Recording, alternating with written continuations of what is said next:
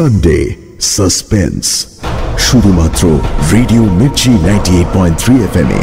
It's hot. এই গল্পে যে অলৌকিক ঘটনার বর্ণনা আছে তা লেখকের সাহিত্য সৃষ্টির উপাদান মাত্র। কোনো রকম কুসংস্কারকে প্রশ্রয় দেওয়া আমাদের লক্ষ্য নয়। বাংলা সাহিত্যের রোমাঞ্চকর কিছু গল্প দিয়ে সাজানো আমাদের এই বিশেষ নিবেদন সানডে সাসপেন্স। আজ আপনার জন্য তারাদাস বন্দ্যোপাধ্যায়ের লেখা তারানাথ তান্ত্রিকের গল্প। তারাদাস বন্দ্যোপাধ্যায় বিভূতিভূষণ বন্দ্যোপাধ্যায়ের একমাত্র পুত্র। ব্যারাকপুরে জন্ম 1947 সালের 15 অক্টোবর, মৃত্যু 2000 সালের 18 জুলাই। বাবার মতোই শিক্ষকতা করেছেন অধ্যাপনা, নানা রকম পত্রিকার সম্পাদনা। রাজ্যের তথ্য ও সংস্কৃতি বিভাগের ডেপুটি ডিরেক্টর ছিলেন। তাঁর লেখা উল্লেখযোগ্য গ্রন্থ কাজল এবং কাজলের পরের পর্ব তৃতীয় পুরুষ। তারানাথ তান্ত্রিক চরিত্রটি তার সৃষ্টি। আজ আপনার জন্য তারানাথ তান্ত্রিকের একটি গল্প। এই গল্পটি আমরা নিয়েছি মিত্র ও ঘোষ থেকে প্রকাশিত তারানাথ তান্ত্রিক এই বইটি থেকে। প্রধান চরিত্রে তারানাথ তান্ত্রিক, সাধু, মাধব ঘোষ এবং কাপালিক। গল্প পাঠে মীর, অন্যান্য কয়েকটি ভূমিকায় সোমক ও পুষ্পল। শুরু হচ্ছে তারানাথ তান্ত্রিকের গল্প।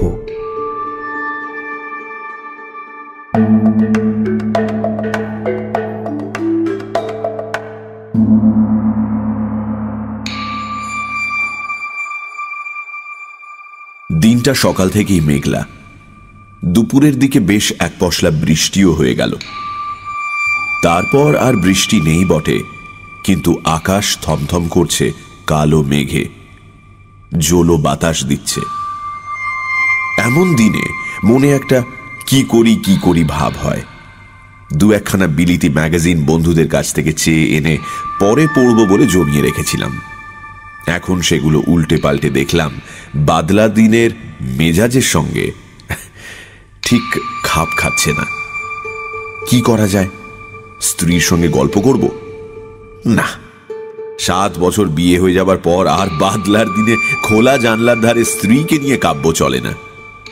যতই নিষ্ঠুর শোনাক, কথাটা সত্যি। মহাকালের নির্মমতা এবং অতীত সুখের দিন সম্বন্ধে বিমর্ষভাবে চিন্তা করছি এমন সময় দরজার কড়া নড়ে উঠল।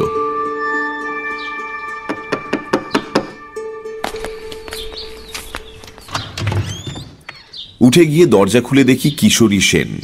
ভেতরে ঢুকে কাদামাখার রাবারের পাম্প শু ছাড়তে ছাড়তে সে হেসে বলল, এই বর্ষার দিনে বাড়িতে বসে কি করছো? বললুম, যে অশ্ব নেই তার তৃণ সংগ্রহ করছিলুম। খুব ভালো হয়েছে তুমি এসেছো, একেবারে মিওনো দিন, তাই না? কিশোরী বললে, শোনো, আর বসে কাজ নেই, একটা জামা টামা যা হোক কিছু গলিয়ে নাও। চলো তারানাথ জ্যোতিষীর বাড়ি ঘুরে আসি। আর কিছু না হোক, দু একটা আজব গল্প তো শোনা যাবে। এমন দিনেই তো উদ্ভট গল্প জমে। তারানাথের কথা আমার যে কেন আগেই মনে পড়েনি তা ভেবে অবাক লাগলো। বললুম, বসো, ধুতিটা বদলে নি। পথে বেরিয়ে বললুম, ট্রামে উঠে কাজ নেই, মাসের শেষ, সেই 8 পয়সা দিয়ে বরং সিগারেট কেনা যাবে। হেঁটে মেরে দিই চলো, এইটুকু তো পথ। কিশোরীরও মাসের শেষ, 8 পয়সার পাসিং শো কিনে হাঁটতে হাঁটতে দুজনে মঠ লেনে তারানাথের বাড়ি হাজির হলুম। দরজা খুলল তারানাথের মেয়ে চারি। আমাকে দেখেই বলল, কাকা বাবু, আজ আমার লেসের ডিজাইন ভোলেননি তো? রোজ রোজ আপনি ভুলে যান। আজ ভুলিনি, আগে থেকেই পকেটে রেখে দিয়েছিলাম। বের করে হাতে দিতে চারি হাসি মুখে বাড়ির ভেতরে যেতে যেতে বলল, বসুন বসুন, বাবাকে ডাকি। খবর পেয়ে তারানাথ খুব খুশি হয়ে বেরিয়ে এলো। বহুদিনের মধ্যে তারও এমন একনিষ্ঠ শ্রোতা ও ভক্ত জোটেনি। গল্পবাজ লোক শ্রোতার মর্ম বোঝে। তক্তাপোষে বসতে বসতে তারানাথ বলল, তারপর হঠাৎ যে? বললাম, ভালো লাগছিল না বাড়ি বসে, তাই আড্ডা দিতে চলে এলাম। 2-1খানা গল্প হবে নাকি? তারানাথ স্পষ্টতই খুশি হলো, বলল, বসো, আরে আগে জমিয়ে বসো, কি খাবে বলো? চারি, চারি, এদিকে শোন দিকি একবার। চারি এসে দাঁড়াতে তারানাথ বলল, আর যা দিকি চট করে তেল নুন কাঁচা লঙ্কা দিয়ে মুড়ি মেখে নিয়ে আয় তো, পরে চা দিবি। তারপর আমাদের দিকে ফিরে বলল, কি গল্প বলবো, তোমরা তো এসব বিশ্বাসই করো না। কিশোরী বলল, অমনি ফস করে বলে দিলেন বিশ্বাস করি না। আরে বাবা, বিশ্বাস যদি নাই করব তাহলে এই বাদলা এতখানি পথ ঠেঙিয়ে এলাম কি করতে? সে তো গল্প শোনার লোভে। নাস্তিক আর অবিশ্বাসীরাই অলৌকিক গল্পের ভালো শ্রোতা হয়। আমি বললাম, আপনার কাছে এত দিন আসছি, আপনি কিন্তু আমাদের অলৌকিক কিছু দেখালেন না। তারানাথ উজ্জ্বল চোখে আমার দিকে তাকিয়ে বলল, মানে শূন্যে হাত নেড়ে সন্দেশ রসগোল্লা আনা এসব বলছো? জলকে মন্ত্র পড়ে শরবত করে দেওয়া? তোমাকে তো একদিন বলেছি ওসব খুব নিম্ন শ্রেণীর শক্তি, আর ভেলকি ও করায় গুরুর বারণ ছিল। তবে করিনি কি, করেছি। কম বয়সে ভক্তদের অবাক করবার জন্য পয়সা রোজগারের ফিকিরে করেছি, কিছু কিছু করেছি। বাকি শক্তিও তাতেই গেল। ওতে কিছু নেই বাপু, আসল তান্ত্রিক কখনো ভেলকি দেখায় না। আচ্ছা, সাধুরা যে চোখ বুজে ত্রিভুবন ত্রিকাল সব দেখতে পান, এখানে বসে বিলেতে কি হচ্ছে সব বলে দিতে পারেন, এসব কি আদৌ বিশ্বাসযোগ্য? নিশ্চয়ই। সদ্গুরু পেলে আর প্রকৃত সাধনা করতে পারলে ওটা তুমিও পারবে। যেমন? যেমন ধরো, সদ্য মৃত কোনো চণ্ডালের সব থেকে মুন্ড কেটে এনে অমাবস্যা বা সংক্রান্তি তিথিতে শ্মশানে গর্ত করে তাতে সেই মুন্ড নিক্ষেপ করতে হবে। পরে গভীর রাতে সেই গর্তের উপর পদ্মাসনে বসে মাথার উপরে মরা নারকাকের বাঁদিকে ডানা রেখে 1,00,000 বার বীজ মন্ত্র জপ করলে তুমিও সর্বজ্ঞ হতে পারো। বীজ মন্ত্র? বীজ মন্ত্রটা কি? সেটি বলা যাবে না। তন্ত্রে অদীক্ষিত লোকের কাছে সাধনার গুহ্য মন্ত্র বলা নিষেধ। বীজ মন্ত্রই আসল কি না? চারি তেলে জবজবে করে মুড়ি মেখে নিয়ে এলো। খেতে খেতে বললাম, আপনি কখনো সত্যিকারের কাপালিক দেখেছেন? কিশোরী জিজ্ঞেস করলো, আচ্ছা, তান্ত্রিক আর কাপালিকে পার্থক্য আছে কিছু? পার্থক্য আছে, তবে সেসব তোমাদের বোঝানো কঠিন, জেনেও তোমাদের কোনো কাজ নেই। হ্যাঁ, কাপালিক দেখেছি কিছু, কিন্তু একবারের স্মৃতি কখনো ভুলতে পারবো না। তারানাথ যেন একটু অন্যমনস্ক হয়ে চুপ করে গেল। বললাম, বলুন না সে গল্প, বেশ লাগবে শুনতে। বলছি এখন, তোমরা খেয়ে নাও আগে। সে এক ভয়াবহ কাহিনী হে, অনেক দিন বাদে মনে পড়ে গেল। এখনো মনে হলে গায়ে কাঁটা দেয়। আমি বললাম, এই ঘটনা কি মধুসুন্দরী দেবীর আবির্ভাবের আগের? বটেই। আমার ভবঘুরে জীবনের একেবারে প্রথম দিকে ঘটেছিল। তখনও আমি বীরভূমের মাতু পাগলিকে দেখিনি।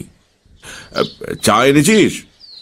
রাখ রাখ, এই তক্ত বসেই রাখ, নাও চা খাও। আমরা চায়ে চুমুক দিলাম। তারানাথ গল্প শুরু করলো। আমার বয়স তখন 22-23।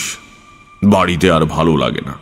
আমাদের গ্রামের ধারে বাঁধানো বটতলায় একবার এক বিচিত্র দর্শন সাধু এসে 7-8 দিন বাস করেছিল। সামনে ধুনি জ্বালিয়ে চুপ করে বসে থাকে, মাথায় চূড়ার মতো উঁচু জটার ভার, চোখ দুটো বেশ শান্ত। গ্রামের অনেকেই তার কাছে গিয়ে দুধ ফলমূল এসব দিয়ে আসতো। বউ ঝিরা বায়না করত মাদুলি তাবিজের জন্য। সাধু কিন্তু কখনো ভড়ং দেখায়নি, অলৌকিক শক্তি দেখিয়ে ভক্ত জোগাড়ের চেষ্টাও করেনি। কেউ বেশি বিরক্ত করলে বলতো, আমি কিছু জানি না মা, আমার কোনো ক্ষমতা নেই, ভগবানকে ডাকো, ভগবান সব ঠিক করে দেবেন। বেশি ধরাধরি করলে বলতো, আচ্ছা যা, আমি তোর হয়ে ভগবানের কাছে প্রার্থনা করব। এই সততার জন্য এবং কারোর কাছ থেকে পয়সা না নেওয়ায় সাধুর ওপর আমার কেমন একটা আকর্ষণ জন্মালো। তা গেলাম একদিন সাধুর বটতলায়। একদিকে বসে আছি, নানা রকম লোক এসে নানা রকমের বায়না করছে সাধুর কাছে। সাধু সবাইকেই হেসে বিদায় করছে। এসব মিটতে মিটতে বিকেল গড়িয়ে অন্ধকার নেমে এলো। এবার আমি আর সাধুই কেবল রয়েছি বটতলায়। পাশ থেকে একখানা চেলা কাঠ তুলে ধুনিতে গুঁজে দিয়ে আমার দিকে তাকিয়ে সাধু বলল, হায়, এগিয়ে এসে বস। আমি সাধুর সামনে ধুনির এপাশে গিয়ে বসলাম। ধুনির আলোয় সাধু কিছুক্ষণ আমার মুখের দিকে তাকিয়ে থাকলো। তারপর একটা নিঃশ্বাস ফেলে বলল, সন্ন্যাসী হওয়ার ইচ্ছে আছে, তাই তো? আমি কিছু না বলে চুপ করে রইলাম। তোর সেসব হবে না, তবে তোর কপালে অনেক সাধু সঙ্গ আছে দেখছি, কিছু শক্তিও পাবি, কিন্তু সংসারে থাকতেই হবে তোকে। আমি বললাম, আপনি তো কাউকে কিছু বলেন না, তা আমাকে এত কথা বলছেন কেন? এটা শুনে সাধু একটু চুপ করে বসে থেকে বলল, তোর কপালে তন্ত্র সাধনার চিহ্ন আছে, কিন্তু অস্পষ্ট। তার অর্থ কিছু দূরে গিয়ে তারপর ফিরে আসতে হবে। এই চিহ্ন না দেখলে তোকে এসব কথা বলতাম না। তোর অধিকার আছে জানার। আমি উৎসুক হয়ে উঠলাম। বললাম, আর কি কি দেখতে পাচ্ছেন সাধুজি? আর যা দেখতে পাচ্ছি তা খুব ভালো নয়। কি রকম? বছর খানেকের ভেতর তোর খুব বড় বিপদ আসছে। ভালোই হয়েছে আমার সঙ্গে দেখা হয়েছে তোর, নইলে প্রাণ সংশয় হতে পারত। বললাম, কি রকম বিপদ কিছু বলবেন না, তাহলে তার থেকে বাঁচবো কি করে? তা আমিও ঠিক বলতে পারছি না, জানলে নিশ্চয়ই বলতাম। তুই এসে বসবার পর থেকেই আমার মনে কেমন যেন অস্বস্তি হচ্ছিল। এখন তোর দিকে তাকিয়ে দেখতে পাচ্ছি তোর পেছনে একটা অন্ধকারের স্তূপ, যেন চাপ বেঁধে আছে। আমি চমকে পেছন দিকে তাকাতেই সাধু হেসে বলল, তুই দেখতে পাবি না, আমি দেখতে পাচ্ছি। আমি বললাম, 1 বছরের মধ্যেই যে বিপদ ঘটবে তা কি করে বলছেন? আগে বা পরেও তো হতে পারে। ওটা আমার অভিজ্ঞতা থেকে বলছি, বোধহয় ভুল করিনি। চুপ করে বসে রইলাম। বলা বাহুল্য, সাধুর কথা শুনে একটু গা শিরশির করছিল। কেউ যদি জানতে পারে তার পেছনে একটা অদৃশ্য চাপ বাঁধা অন্ধকার ঘুরছে, তাহলে তার ভালো লাগার কথা নয়। তার উপর নির্জন জায়গা, গ্রামের বাইরের দিকে বটগাছটা, ধুনিতে পটপট করে কাঠের গাঁট পড়বার শব্দ হচ্ছে। সাধু আর আমি ছাড়া কোনো দিকে আর কেউ নেই।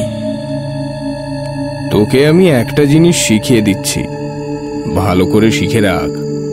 যদি কোনোদিন কখনো বিপদ আসছে বলে মনে হয়, কি কোনো অস্বস্তি বোধ করিস, তাহলে এই প্রক্রিয়াটা করবি।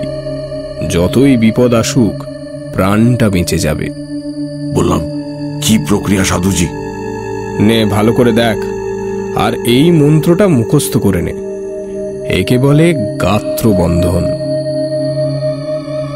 শিখতে বেশিক্ষণ লাগলো না। বললাম, কিন্তু বিপদ যে আসছে তা বুঝতে পারবো কি করে? তাই শুনে সাধু একটু হাসলো, তারপর বলল, তুই ঠিক বুঝতে পারবি। তোর কপালে তন্ত্র সাধনার চিহ্ন আছে, বললাম না? সময় হলে মনের মধ্যে বিপদের ঘন্টা বেজে উঠবে। আমি যেমন আজ তোর বিপদ বুঝতে পারলাম। বললাম, কিন্তু আমি তো পারিনি।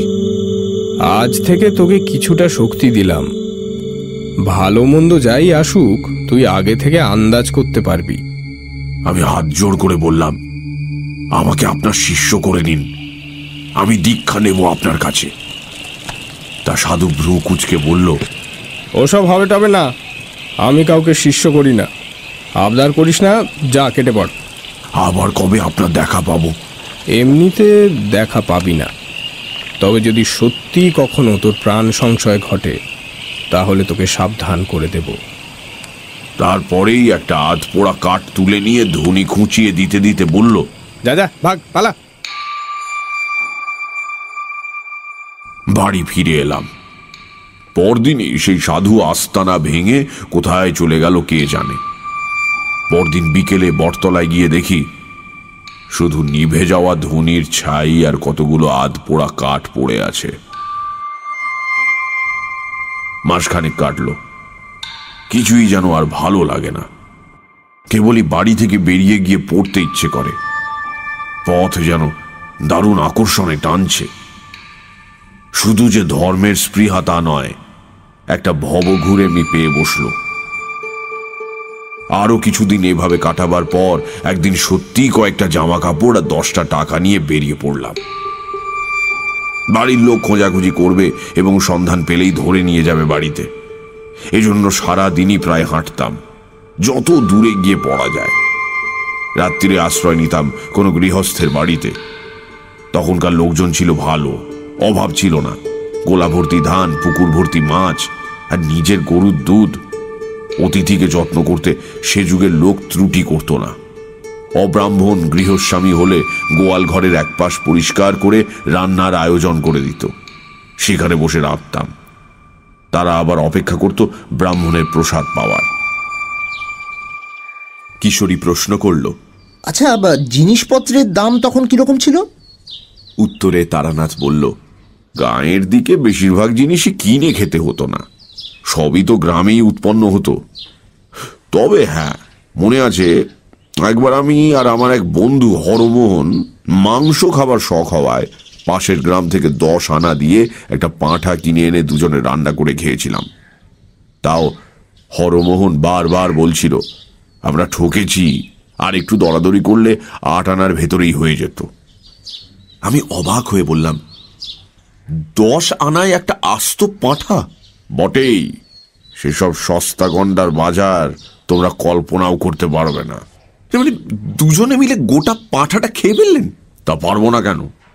গাঁয়ের ছেলে, আমাদের খিদেও ছিল, আর অম্বলের ব্যামোতেও ভুগতাম না। আমার খাওয়ার কথা আর কি শুনছ? আমার বাবার খাইয়ে হিসেবে 10টা গাঁয়ের মধ্যে নাম ডাক ছিল। সে গল্প বলবো এখন, পরে কোনো একদিন। কিশোরী বলল, হ্যাঁ হ্যাঁ, যে গল্প হচ্ছিল সেটাই হোক বরং। তারানাথ আবার বলতে শুরু করল, এভাবে কিছুদিন ঘুরে বেরিয়ে বিরক্তি ধরে গেল। রোজ রোজ অকারণে পথ হাঁটা, লোকের বাড়িতে আশ্রয় নেওয়া, তাদের দাক্ষিণ্যে ভালো ভালো খাওয়া। শুধু খাওয়ার জন্যই কি বাড়ি থেকে বেরিয়েছি? বাড়িতে কি আমার ভাতের অভাব ছিল? কিন্তু যা চাই তা পাই কই? যাই হোক, পথ হেঁটে ক্লান্ত অবস্থায় একদিন সন্ধেবেলায় গ্রামে এসে পৌঁছলাম। গ্রামটায় ঘন বসতি নেই, একটু ছাড়া ছাড়া বাড়িঘর। আমজাম বাঁশ বাগানে ভরা। একটা বড় আম বাগানের পাশে কাদের বেশ সুন্দর বাড়ি দেখে সেখানেই আশ্রয় নেব ভাবলাম। সুন্দর বলতে পাকা বাড়ি নয়, পোড়া চালের বড় বড় 8-10 খানা ঘর, মাঝখানে উঠোনকে ঘিরে। বিরাট উঠোনে ধানের গোলা, একপাশে গোয়ালে কখানা গরু সাঁজালের ধোঁয়ার মধ্যে বসে বসে জাবর কাটছে। আমি উঠোনে পা দেওয়ার সঙ্গে সঙ্গে বাড়ির মধ্যে শাঁকে ফুঁ পড়ল।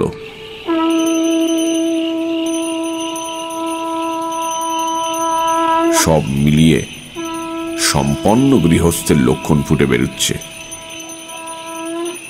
উঠোনে দাঁড়িয়ে এদিক ওদিক তাকাচ্ছি, একজন কালো মতো মধ্যবয়স্ক লোক এগিয়ে এসে বলল, কি চাই? বললাম, আমি বিদেশি লোক, রাত্রিটা একটু থাকবার সুবিধে হবে কি? আপনারা ব্রাহ্মণ? আরে আসুন আসুন আসুন আসুন আসুন। লোকটা আসুন আসুন করে ব্যস্ত হয়ে আমায় নিয়ে দাওয়ায় বসালো, পা ধোয়ার জল দিল। তার নাম মাধব ঘোষ, সেই বাড়ির মালিক। চাষবাস আছে প্রায় 50 বিঘের। মাধব লোকটি বেশ ভালো। আমাকে রান্নার ব্যবস্থা করে দিয়ে সে ঠায় বসে রইল সামনে। বসে গল্প করে, আর একটু বাদে বাদে হুঁকোটিকে এগিয়ে দিয়ে বলে, সাজুন সাজুন, ব্রাহ্মণের প্রসাদ পাবো। কথায় কথায় আমি বললাম, আমাদের বাংলাদেশের আতিথেয়তা বড় সুন্দর, তাই না? এই যে তুমি আমাকে এত যত্ন করছো, এতে তোমার লাভ কি? জিভ কেটে মাধব বলল, আগে ও কথা বলবেন না। ব্রাহ্মণ দেবতার হাঁড়িতে 2টি চাল দিতে পাচ্ছি, সে তো আমার পরম সৌভাগ্য। তবে কথা কি জানেন, সব অতিথি তো আবার সমান হয় না। এই তো দিন 7 আগে আমাদের বাড়িতে সে এক কাণ্ড। ধোয়া সুগন্ধি আতপ চাল হাঁড়িতে ছেড়ে দিয়ে তার দিকে ফিরে বললাম, কেন, কি হয়েছিল? চুরি টুরি নাকি? তাহলে তো বরং ভালো ছিল, শুনুন না কাণ্ড। এই ঠিক গেল সোমবার বিকেলের দিকে এক লাল কাপড় পরা সন্ন্যাসী এসে বললে, তোমার এখানে থাকবো। আমার সাদা মনে কাদা নেই, বললুম থাকুন। গোয়াল ঘরে রান্নার ব্যবস্থা করে দিলুম। দিব্যি চেহারা তার, ফর্সা রং, এই মোটা পৈতের গোছা, দেখে কিছু বোঝবার উপায় নেই। নিঃশেষিত কলকেটি উপুর করে তামাকের গুল ঝেড়ে কলকেটি একপাশে রেখে মাধব বলল, সে রাত্রিরে কিছু হলো না। পরের দিন সকালে সন্ন্যাসী যাওয়ার সময় আমাকে বলে কি, কাল যে মেয়েটা রান্নার জিনিসপত্র এগিয়ে দিচ্ছিল সে তোমার কে হয়? আমি বললাম, আমার মেয়ে। কেন বলুন তো? তারপর কি বলবো আপনাকে, সন্ন্যাসী যা বলল তা শুনে তো নিমেষে আমার মাথায় রক্ত উঠে গিয়েছে। বলে কি, তোমার ওই মেয়েটি আমাকে দাও, আমি ভৈরবী করব। ওর শরীরে নাকি ভৈরবীর চিহ্ন রয়েছে। আমি অবাক হয়ে বললাম, তারপর? তারপর আর কি, আমার চেঁচামেচিতে পাড়ার লোক জড়ো হয়ে গেল। বললুম, ঠাকুর যাও, শুধু ব্রাহ্মণ বলে পার পেয়ে গেলে, নইলে মাধব ঘোষের মেয়ের দিকে নজর দিয়ে এই গ্রাম থেকে আর বেরোতে হতো না। সন্ন্যাসী আমার দিকে কটমট করে তাকিয়ে যাওয়ার সময় বলে গেল, কাজটা ভালো করলি না, তোর মেয়ে উদ্ধার হয়ে যেত, প্রতিফল হাতে হাতে পাবি। আমি অবাক হয়ে শুনছিলাম। বললাম, বলো কি হে, এ তো সাংঘাতিক ব্যাপার। লোকটা আর আসেনি তো? মাধব ঘোষ হেসে বলল, আর তার আসতে সাহস হবে না, সন্ন্যাসী হলেও প্রাণের মায়া তো আছে। মাধব ঘোষের যত্নের সত্যি তুলনা নেই। খাওয়া যখন প্রায় শেষ হয়ে এসেছে, একটা বড় জামবাটি ভর্তি দুধ এনে সে একটু দূরে নামিয়ে রাখলো। আমি লজ্জা পেয়ে বললাম, আবার দুধ কেন? আগে খান খান, ওইটুকু খান, ব্রাহ্মণ সেবা করলে আমার কল্যাণ হবে যে। পরের দিন সকালে উঠে আমি মাধবের কাছে বিদায় নিলাম। সে ছাড়তে চায় না কিছুতেই। আমি প্রায় জোর করে চলে এলাম বলা যায়, কারণ আগেই বলেছি আমি দুটো ভাতের জন্য পথে বের হইনি। সরল মানুষের ঘাড়ে চেপে অকারণে অন্ন ধ্বংস করতে আমার খারাপ লাগলো। এই পথে আবার কখনো এলে তার বাড়িতে আশ্রয় নেব কথা দিয়ে বেরিয়ে পড়লাম। দুপুরে একটা গঞ্জ মতো জায়গায় চিড়ে দই কিনে খাই, তারপর আবার হাঁটি। সারাদিনে প্রায় মাইল 15-16 হেঁটে সন্ধে নাগাদ একটা এমন জায়গায় এসে পৌঁছলাম যার ত্রিসীমানায় কোনো গ্রাম বা জনবসতি নেই। রুক্ষ প্রাণহীন প্রান্তরের মধ্যে দিয়ে একটা ছোট্ট কি নদী তীর করে বয়ে চলেছে। কি করব ঠিক করতে না পেরে নদীর ধার ধরে হেঁটে এগোতে লাগলাম।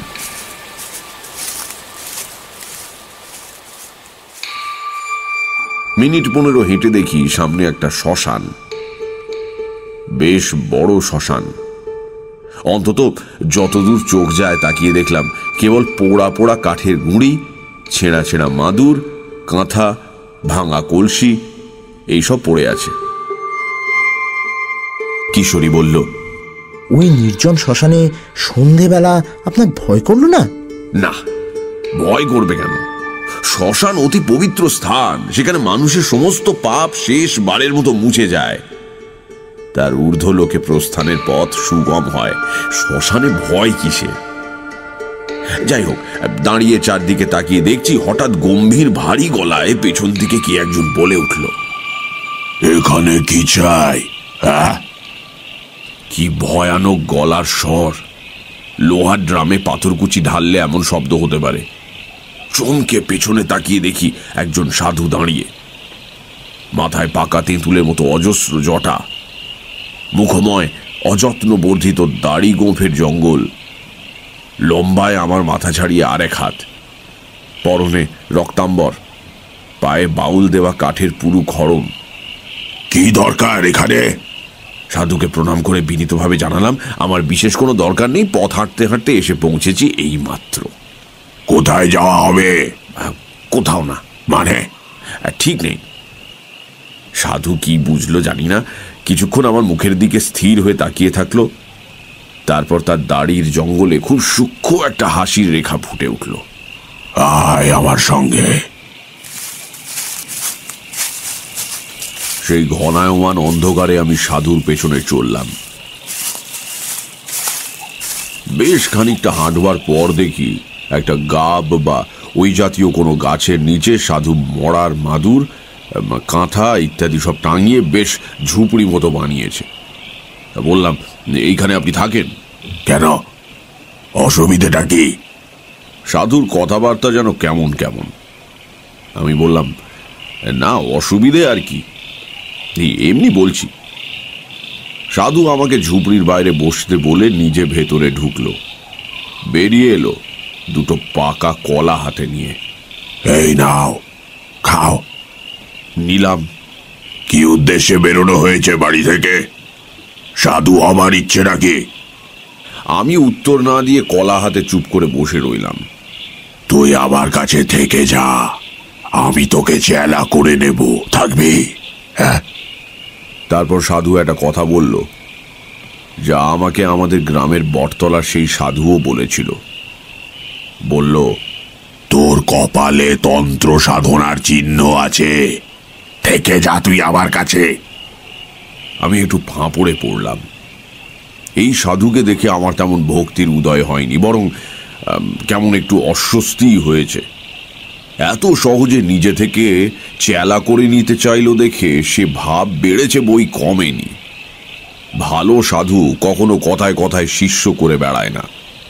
অবশ্য আমার আর চিন্তা কি, থাকি কদিন, ভালো না লাগলে কেটে পড়তে বাধা কোথায়? সাধু সঙ্গের জন্যই তো বেরিয়েছি, বাজিয়ে দেখতে দোষ কি? বললাম, থাকবো। সাধু বলল, বেশ, আমি একটা বিশেষ সাধনা করছি, সেটা কদিনের মধ্যেই শেষ হয়ে যাবে, তারপর তোকে দীক্ষা দেব। কি সাধনা? সে আছে, সময় হলেই জানাবো। তাছাড়া তোর সাহায্য আমার দরকার হতে পারে। থেকে গেলাম সাধুর কাছে। 2-4 দিন কেটে গেল।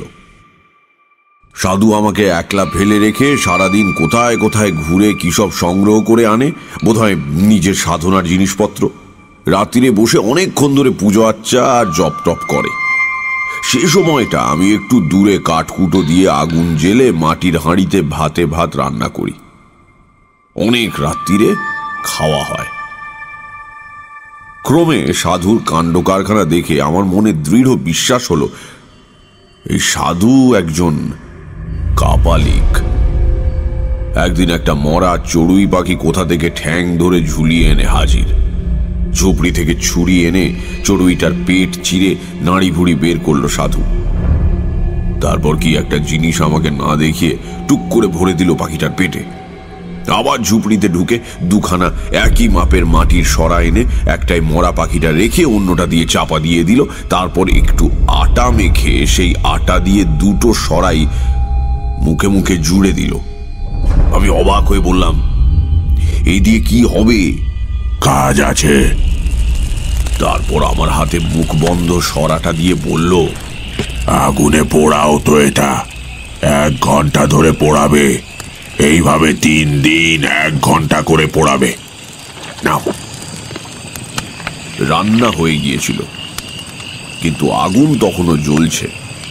আমি কথা না বলে সরাটা সাধুর কাছ থেকে নিয়ে আগুনে রেখে দিলাম। সাধু বলল, দ্রব্যগুণ, বুঝলে? দ্রব্যগুণ একটা বিরাট জিনিস, তুমি মানো? বললাম, নিজে প্রত্যক্ষ দেখিনি কখনো। গাছপালা থেকে ওষুধ তৈরি হয় দেখেছি, খেলে অসুখ সেরে যায় তাও দেখেছি, কিন্তু যেসব কথা শুনতে পাওয়া যায়, যেমন বশীকরণ, স্তম্ভন, সেসব দেখিনি। বশীকরণ? ও আবার একটা কঠিন কিছু নাকি? ওর অনেক রকম উপায় আছে। বেশি জটিল প্রক্রিয়া যাবার দরকার কি? একটা সোজা উপায় শিখিয়ে দিই, শোনো। চেষ্টা করলে তুমিও পারবে। আগে কি?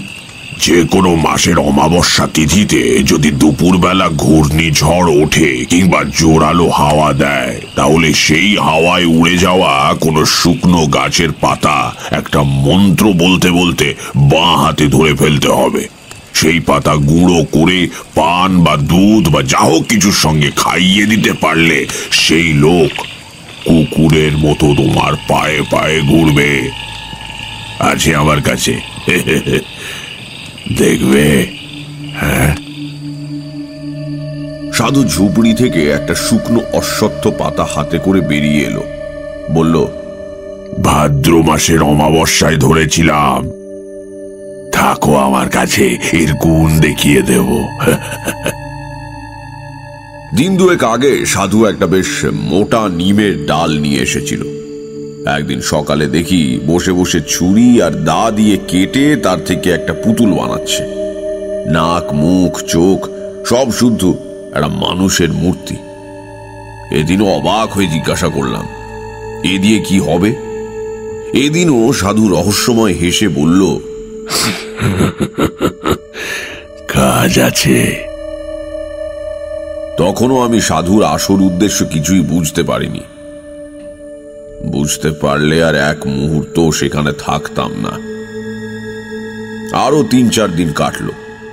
একদিন বিকেলে আমি রান্নার জন্য কাঠকুটো এক জায়গায় জড়ো করছি, সাধু এসে কাছে বসল, বলল, তুমি প্রকৃতির সংহার শক্তিতে বিশ্বাস করো? বললাম, আগে ঠিক বুঝতে পারলাম না। প্রকৃতির অনেক রকম শক্তি আছে। যেমন প্রকৃতি আমাদের শস্য দান করে, বাতাস দান করে, বৃষ্টি দান করে, এগুলিতে আমাদের প্রাণ বাঁচে। এগুলি শুভ শক্তি। আবার মহামারী, দুর্ভিক্ষ, বন্যা, যুদ্ধ এগুলি হলো সংহারক শক্তি। এছাড়াও নানা ধরনের অদৃশ্য অদ্ভুত মারক শক্তি আছে। সাধনার দ্বারা তাদের জাগ্রত করা যায়। যেমন বেতাল জাগানো। বেতাল বেতাল হচ্ছে এক ধরনের ক্রূর ও নিষ্ঠুর অপশক্তি। তার মারক ক্ষমতাও অমোঘ।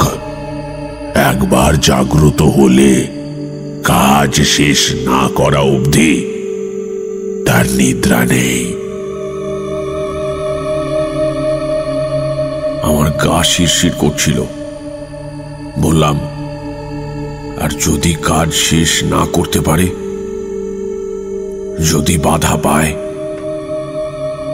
সন্ন্যাসীর চোখ জ্বলে উঠল, বলল, বেতালকে বাধা দেওয়া খুব কঠিন, প্রায় অসম্ভব। কিন্তু বাধা পেলে সে ফিরে এসে যে তাকে জাগিয়েছে তাকেই হত্যা করে। এসব আগুন নিয়ে খেলা।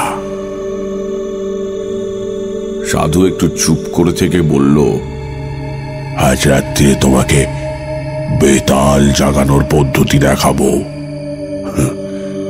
তুমি ভয় পাবে না তো? প্রথমে ভাবলাম বলি, হ্যাঁ, তারপর জিনিসপত্র পোটলা করে পালাই। কিন্তু কেমন একটা আকর্ষণ হলো। বললাম, না, আপনি কি এরই সাধনা করছিলেন? সন্ন্যাসী হেসে বলল, তাই, ঠিক তাই। সেদিন রাত্রির যখন গভীর, সাধু তার ক্রিয়াকর্ম শুরু করল। জবা ফুলের মালা, রক্তচন্দন এসব আগে থেকেই জোগাড় করা ছিল। সাধু সেই নিম কাঠের পুতুলটা এনে তাতে বেশ করে তেল সিঁদুর মাখালো। তারপর সেটাকে কোমর অবধি পুঁতলো মাটিতে। তার চারিদিকে বেড়ার মতো করে মাটিতে রেখে দিল একটা জবা ফুলের মালা। পদ্মাসনে বসে বিড়বিড় করে কি মন্ত্র পড়তে পড়তে পুতুলটায় চন্দনে ছিটে দিতে লাগলো।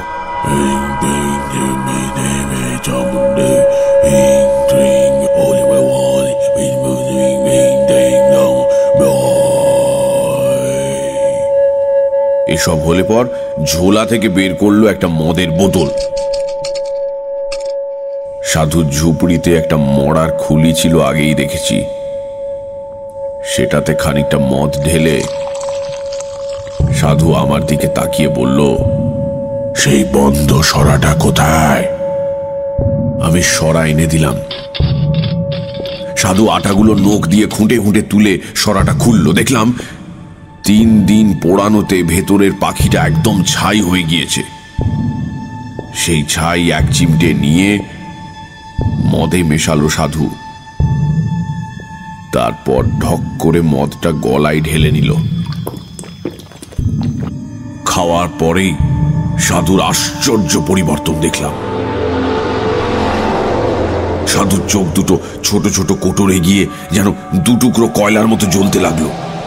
আমার দিকে ফিরে সাধু বলল, শুকনো কাঠ দিয়ে একটা ধুনি করো তো দেখি। করলাম। ধুনি বেশ জ্বলে উঠতে সাধু রক্তচন্দন দিয়ে ধুনি পুজো করল।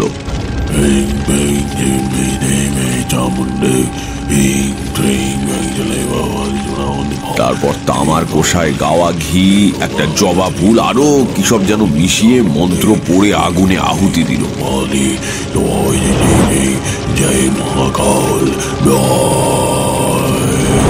সঙ্গে সঙ্গে একটা বিকট পোড়া গন্ধে ভরে গেল চারিদিক। সাধু বিকৃত গলায় হেসে উঠল।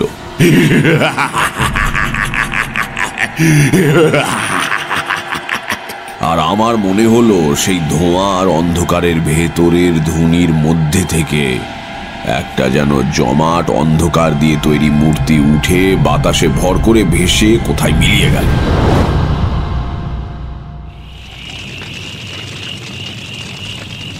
আমি অবাক হয়ে সেদিকে তাকিয়ে রইলাম।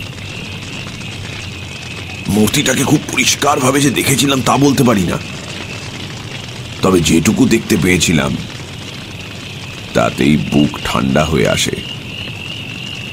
বিশাল স্থূল ও রাত্রির অন্ধকার দিয়ে তৈরি যেন একটা অপছায়া। সাধু বলল, দেখলে, ওই বেতাল। আমি বললাম, কোথায় গেল ও? সাধু এসে বলল, এদিকে সরে এসো। আমি আসল কথাটা এতদিন তোমায় বলিনি, আজ বলি। আজ থেকে 15-20 দিন আগে এখান থেকে মাইল 20 দূরে এক গ্রামে আমি মাধব ঘোষ বলে একজন লোকের বাড়ি রাত্রিরে আতিথ্য গ্রহণ করি। আমার মাথায় বিদ্যুৎ খেলে গেল। মাধব ঘোষ? তাহলে এই কাপালি কি সেদিন মাধব ঘোষের বাড়িতে হাঙ্গামা করেছিল? বটে, সাধু বলে চলেছে। সেই মাধব ঘোষের বড় মেয়েটির দেহে প্রকৃত সাধন সঙ্গিনী হবার উপযুক্ত সমস্ত লক্ষণ বর্তমান ছিল। আমার বর্তমানে কোনো ভৈরবী নেই। আমি পরদিন সকালে মাধব ঘোষের কাছে সাধনার জন্য মেয়েটিকে চাইলাম। মাধব দিল তো নাই, উপরন্তু আমাকে অকথ্য অপমান করে বাড়ি থেকে তাড়িয়ে দিল। সে অপমান আমার বুকে কাঁটার মতো বিঁধে আছে। বেরিয়ে আসবার সময় মাধব আমার ঘাড়ে হাত দিয়ে একটা ধাক্কাও দিয়েছিল। আমার গায়ে হাত। আচ্ছা মাধব ঘোষ, এইবার দেখব তোমাকে। আমি ভয় পেয়ে বললাম, কি করবেন আপনি? করব কি, করেছি। এই যে বেতাল জাগিয়ে পাঠালাম, কোথায় গেল সে? পাঠালাম ওই মাধব ঘোষের বাড়ি। এইবার সে বুঝবে কাকে সে অপমান করেছিল। কি হবে মাধব ঘোষের? আজ তার নিজের ক্ষতি কিছু হবে না। আজ তার বাড়িতে একটা কিছু করে আসবে বেতাল। এক পক্ষ ধরে আমি বেতাল মন্ত্র জপ করে আজ আহুতি দিয়েছি। কাল অমাবস্যা, কাল পূর্ণাহুতি দেব হোম করে। ওই যে নিম কাঠের পুতুল দেখছো, ওটা হচ্ছে মাধব ঘোষের প্রতিমূর্তি। ওই পুতুলে কাল প্রাণ প্রতিষ্ঠা করে বেতালকে চিনিয়ে দেব। তারপর বেতাল আবার কাল যাবে মাধবের বাড়ি। তারপর পরশু মাধব ঘোষের মৃতদেহ পড়ে থাকবে উঠোনে কি আমবাগানের মধ্যে। ভয়ঙ্কর বিভৎস অপমৃত্যু। কেউ কিচ্ছুটি টের পাবে না কোথা দিয়ে কি হলো। সাধুর মুখখানা এখন আমার কাছে নেকড়ে বাঘের মতো লাগছিল। আমি আর সহ্য না করতে পেরে বললাম, কিন্তু এ আপনি অন্যায় করছেন, এ ঠিক নয়। সাধুর চোখ আবার ধক করে জ্বলে উঠল। পৈশাচিক ক্রোধে মুখ বিকৃত করে সে আমার দিকে তাকিয়ে বলল, কি বলতে চাস তুই? আমি অন্যায় করছি? আমার যেন কেমন সাহস এসে গেল। বললাম, নিশ্চয়ই অন্যায়। আপনি এই কুকর্মে লিপ্ত আছেন জানলে আমি একদিনও থাকতাম না এখানে। প্রতিহিংসা সাধনের জন্য নরহত্যা মহা অধর্ম। মূর্খ! কাপালিকের পক্ষে প্রতিহিংসা সাধন অধর্ম নয়, তুই তার কি বুঝবি? থামুন, আপনার মতো নরকের কীটের কাছে আর নয়। আমি চললাম, আপনি থাকুন আপনার কুৎসিত সাধনা নিয়ে। হন করে হেঁটে সেই রাত্রিরেই রওনা দিলাম শ্মশান থেকে। পেছনে সাধু ডেকে বলল, যাচ্ছিস যা, কিন্তু শুনে যা, আজ পর্যন্ত কেউ আমাকে অপমান করে বেশি দিন পৃথিবীর আলো দেখেনি, মনে রাখিস। অনেক দূর চলে এসেছি, তখনও পেছন থেকে রাত্রিরের নির্জনতা ভেদ করে সাধুর উন্মাদের মতো হাসি শুনতে পাচ্ছিলাম।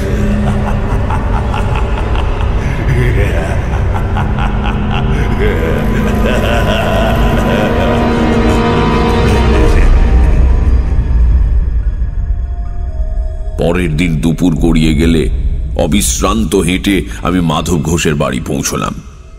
দেখি সমস্ত বাড়িটা যেন কেমন ঝিমিয়ে আছে, ভেতরে কেউ যেন জেগে নেই। আমার বুকটা ছ্যাঁত করে উঠল। না জানি বেতাল কাল রাত্রিরে কি করে গিয়েছে। উঠোনে দাঁড়িয়ে ডাক দিলাম, মাধব, মাধব। ডাক শুনে ভেতর থেকে মাধব বেরিয়ে এলো। আমাকে দেখে সে যেন হাতে চাঁদ পেল। এগিয়ে এসে পায়ের ধুলো নিয়ে বলল, ঠাকুর মশাই, ওহ হরি হরি হরি, আপনি এসেছেন। আমি যেন একটু বল পেলাম।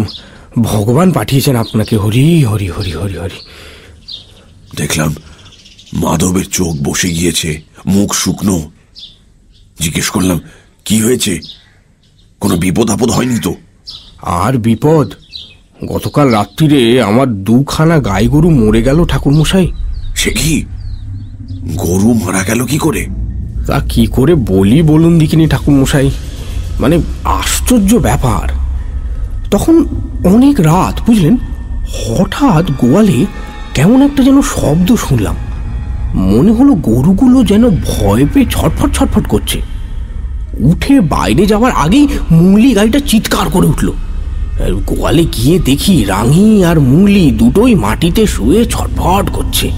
কি হলো কে জানে। তক্ষুনি লোক পাঠালাম পাশের গাঁয়ে গোবর্দির জন্য। সে এলো বটে, কিন্তু কিছুই বুঝতে পারলো না। আজ সকালে দুটো গরুই মারা গেল। মাধবের চোখ দিয়ে জল পড়তে লাগলো।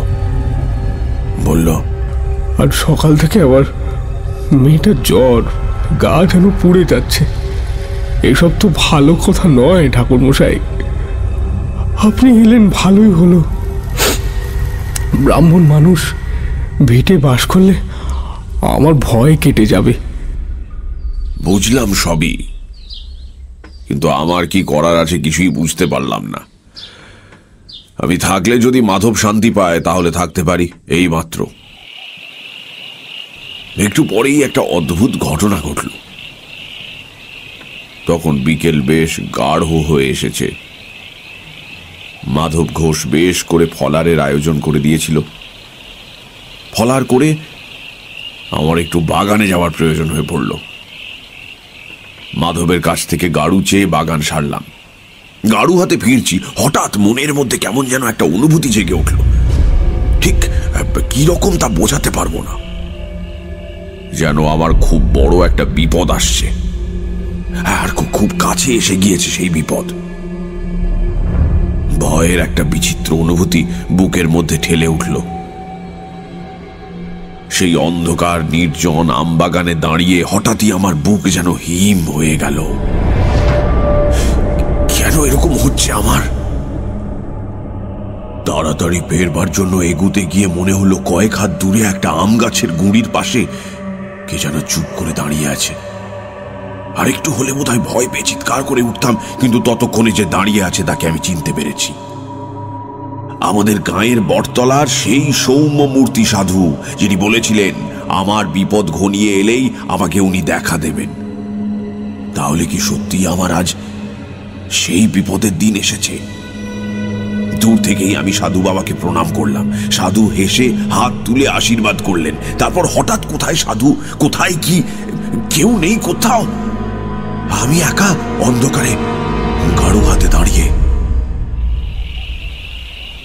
ফিরে এসে মাধব ঘোষকে ডাকলাম, বললাম, দেখো আজ তোমার আমার দুজনেরই খুব বিপদ। কি বিপদ তা আমি তোমাকে বলবো না, তোমার জেনেও কাজ নেই। মোট কথা, আজ আর তুমি বা তোমার বাড়ির কেউ বাড়ির চৌহদ্দির বাইরে পা দেবে না। চুপ করে বাড়িতে বসে ভগবানের নাম করো। আর আমাকে এক ঘটি জল এনে দাও তো। মাধবের মুখ শুকিয়ে আরো ছোট হয়ে গেল। দৌড়ে এক ঘটি জল নিয়ে এলো সে। আমি সাধুর দেওয়া গাত্রবন্ধনের মন্ত্র দিয়ে জলটা শোধন করে বাড়ির চারদিক ঘুরে ওই ছিটিয়ে গন্ডি কেটে দিলাম। জয় মহাকালী, জয় মহাকালী জাগ্রত শাশ্বত, জয় মহাকালী, জয় মহাকালী, জয় মহাকালী, জয় মহাকালী।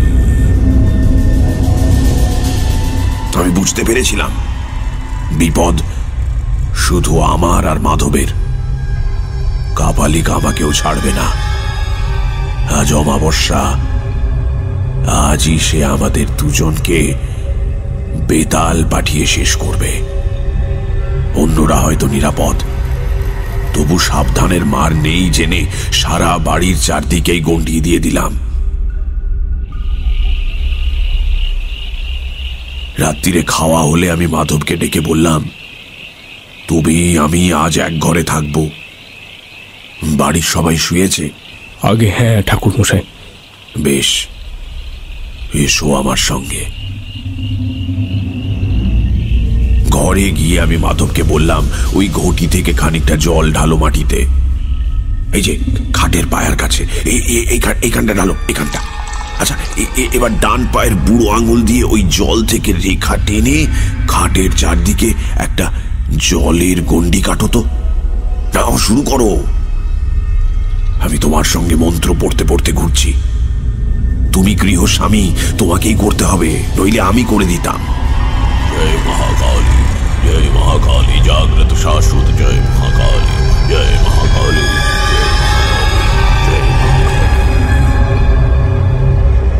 সেই গণ্ডির ভেতরে খাটে উঠে আমরা দুজন বসে রইলাম। সে কি ভয়ঙ্কর রাত! আমার বুকের ভেতরে এই বিচিত্র বিপদের ঘণ্টা বেজে চলেছে।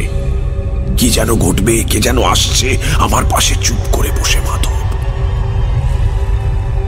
ঠিক মাঝ রাত পেরিয়ে যাবার পর হঠাৎ যেন এক ঝলক হাওয়ায় বাইরের আম বাগান কেঁপে উঠল। ঝড়ের সময় নয়, কিচ্ছু নয়, হাওয়া এলো কোথা থেকে? ক্রমে সেই হাওয়া বেড়ে রীতিমতো ঝড়ে পরিণত হলো।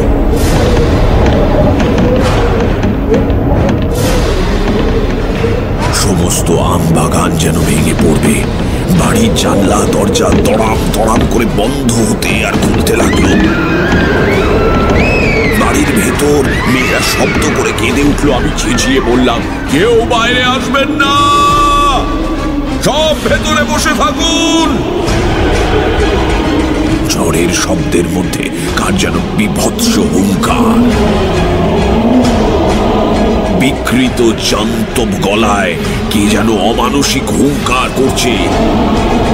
কি যেন ঝড়ের ছদ্মবেশে প্রাণ বন চেষ্টা করছে বাড়িতে ঢোকবার, বারবার অদৃশ্য কিসে বাধা পেয়ে সে ফিরে ফিরে যাচ্ছে।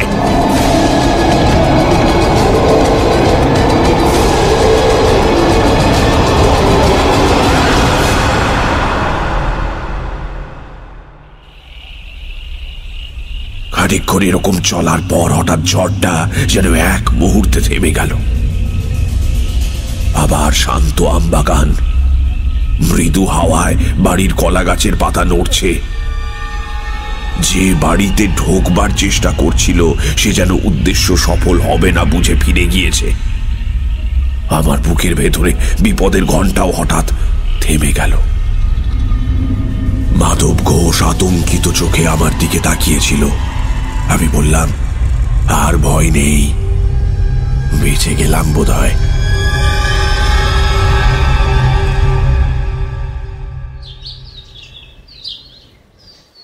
সেদিন রাত্রিটা আমরা খাটেই বসে রইলাম। পরের দিন সকালেই খবর পেলাম মাধবের মেয়ের জ্বর নেমে গেছে। আমি সকালেই বিদায় চেয়েছিলাম, মাধব ঘোষ কিছুতেই ছাড়ল না। খালি বলে, আপনার দয়াতেই রক্ষা পেলাম। বেঁধে রাখতে পারবো না জানি, তবু এই বেলাটা থেকেই যেতে হবে। থেকে ভালোই করেছিলাম, নইলে ঘটনার শেষটুকু জানতে পারতাম না। বিকেলে মাধবের কাছ থেকে বিদায় নিয়ে বেরিয়ে প্রায় মাইল খানেক চলে এসেছি। দেখি ঘোড়ায় চড়ে এক দারোগা বাবু কোথায় যেন চলেছেন, পেছনে দুজন পাগড়িওয়ালা সেপাই।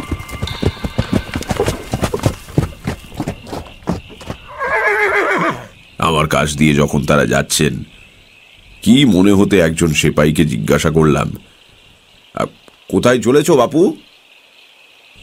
সেপাইটা বলল, সামনে বিরামখালিতে একটা শ্মশান আছে জানেন, সেই শ্মশানে এক কাপালিক থাকতো, সে খুন হয়েছে। ধরা গলায় বললাম,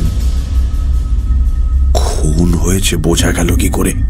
মাথাটা নাকি একেবারে মুচড়ে উল্টো দিকে ঘুরিয়ে দিয়েছে। অনেকে মিলে করেছে আর কি, একজনের কাজ না। আমি তখন সব বুঝতে পেরেছি।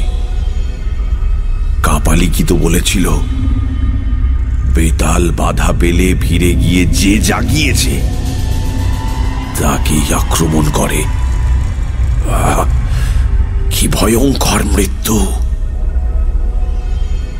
একবার তাদের সঙ্গে গিয়ে মৃতদেহটা দেখে আসবার ইচ্ছে হয়েছিল, পরে সেই ইচ্ছে দমন করি। মনে মনে আমাদের গাঁয়ে দেখা সৌম্য সাধুকে প্রণাম জানিয়ে আবার রওনা দিলাম।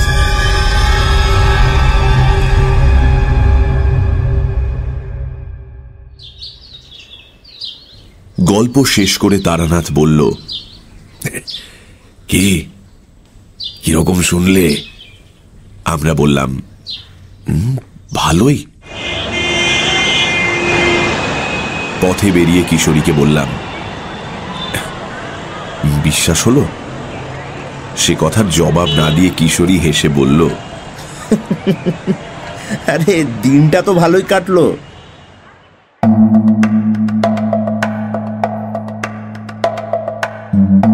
শুনছিলেন তারানাথ তান্ত্রিকের গল্প।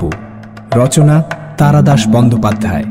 গল্পের কথক তারানাথ ও কাপালিকের ভূমিকায় মীর, সাধু মাধব ঘোষ, সিপাই ও গল্পের সূত্রধার সোমক, কিশোরী সেন পুষ্পল, চারি লাবণ্য। শব্দগ্রহণ, আবহ সঙ্গীত এবং স্পেশাল এফেক্টসে রিচার্ড। পর্ব পরিচালনায় রাইট ব্রাদার্স থেকে অনির্বাণ ও অভিষেক। পরিকল্পনা ও সমগ্র পরিচালনায় ইন্দ্রাণী। রেডিও মির্চির তরফ থেকে আন্তরিক ধন্যবাদ লেখকের স্ত্রী মিত্রা বন্দ্যোপাধ্যায়কে আমাদের পাশে থাকার জন্য। আগামী সপ্তাহে ঠিক এই সময় আরও একটি রোমাঞ্চকর গল্প নিয়ে হাজির হবে সানডে সাসপেন্স।